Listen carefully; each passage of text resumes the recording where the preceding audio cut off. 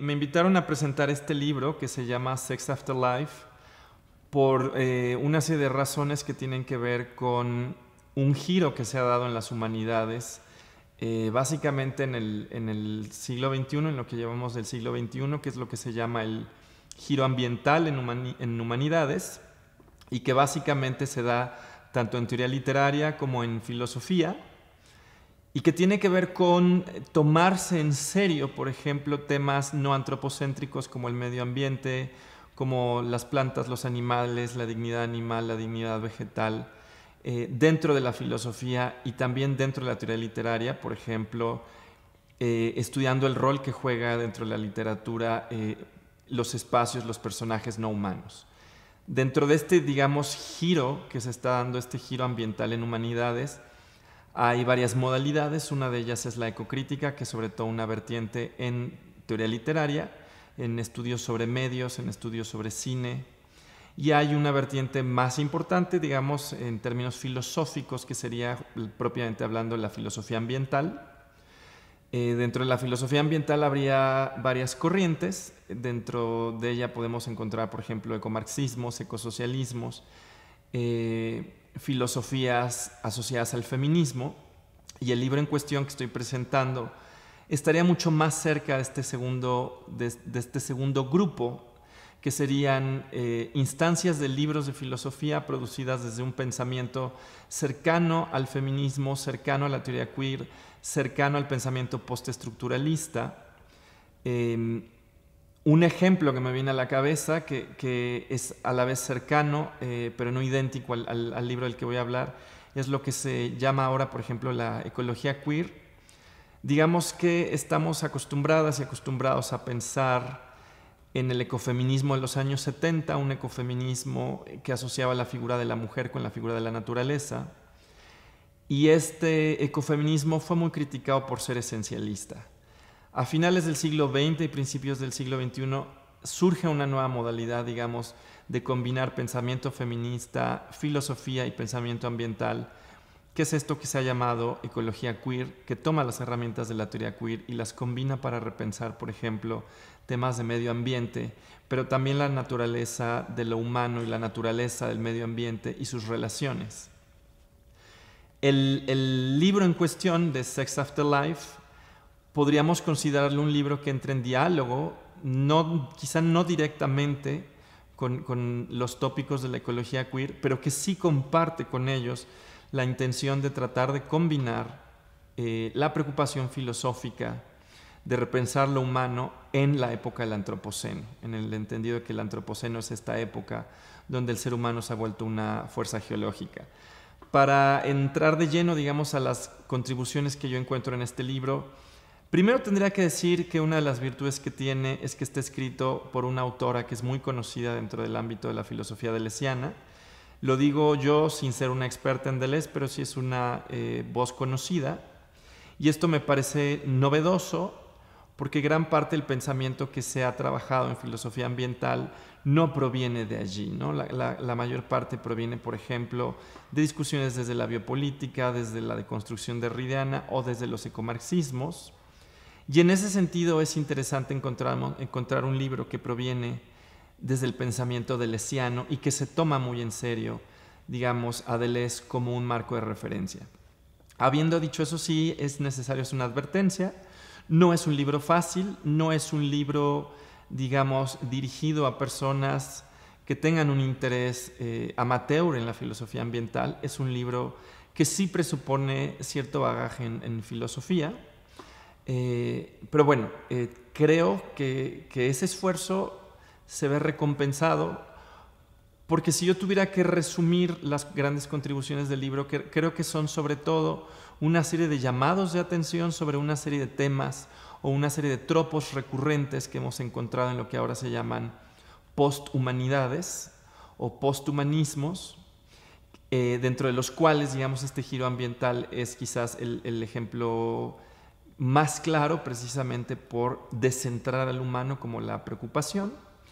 Y para mencionar algunos de estos tropos que este libro critica, por ejemplo, está esta idea de tratar de superar la idea misma de lo humano. esta figura, este tropo de tratar de superar a lo humano, lo encontramos incluso en el nombre mismo del antropoceno. Es un término propuesto por Paul Crutzen, que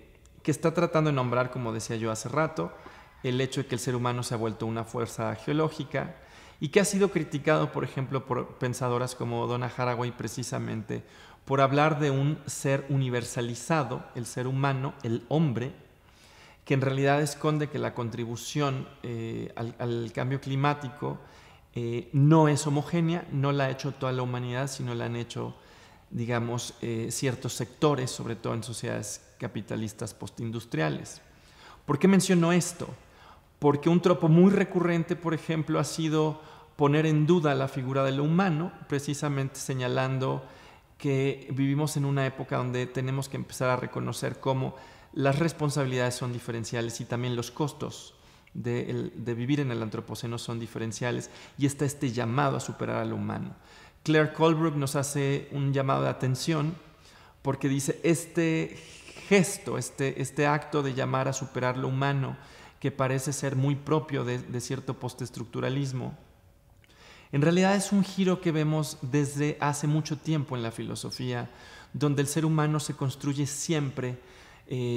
como aquello que se supera constantemente. Dice, de hecho es un tropo ultrahumanista y no es un tropo posthumanista, el pensar al ser humano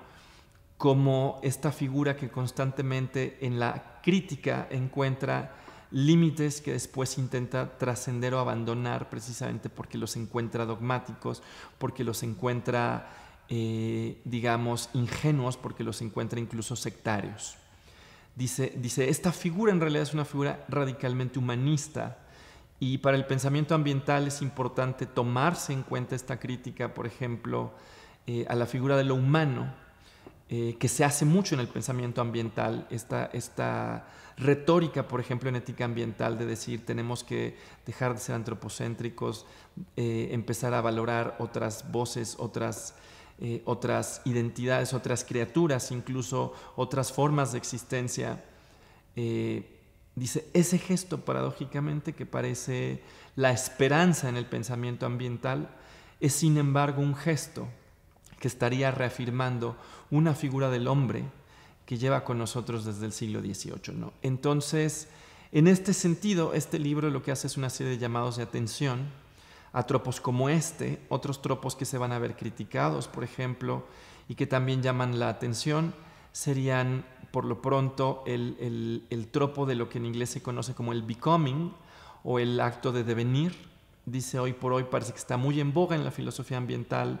hablar del devenir, hablar del hecho de que tendríamos que abandonar una serie de ontologías esencialistas, una serie de ontologías ajenas al cambio, digamos, insensibles al contexto, y empezar a abrazar, por ejemplo, una ontología del devenir y del devenir con algo y con alguien que pueda ser un ecosistema.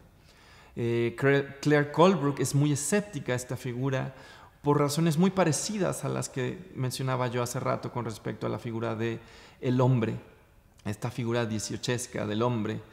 ilustrada, porque de alguna manera lo que va a señalar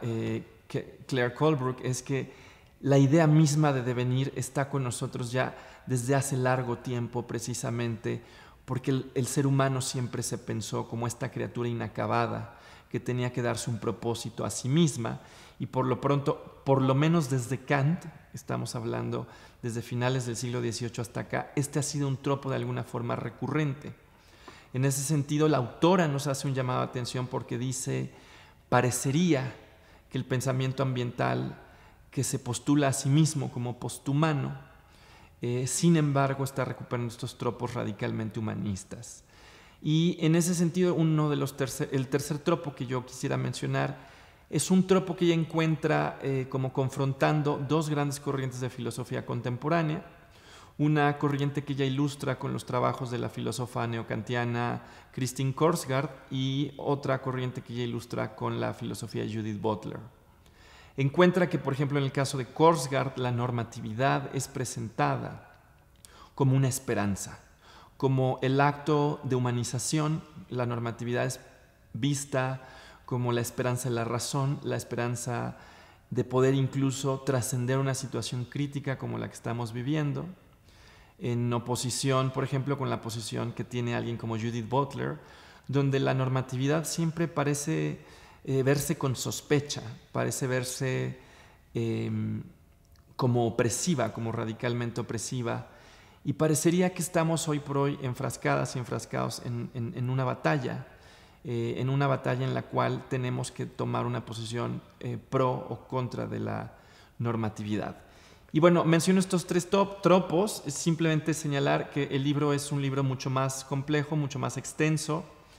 Queda abierta, por ejemplo, la discusión que se hace al final sobre una serie de figuras interesantes que ya no están tan vinculadas al pensamiento ambiental, sino a la teoría queer, que quizá no vienen al caso para este foro, pero que también serían muy interesantes y que, bueno, será el caso de discutirlas en alguna otra ocasión.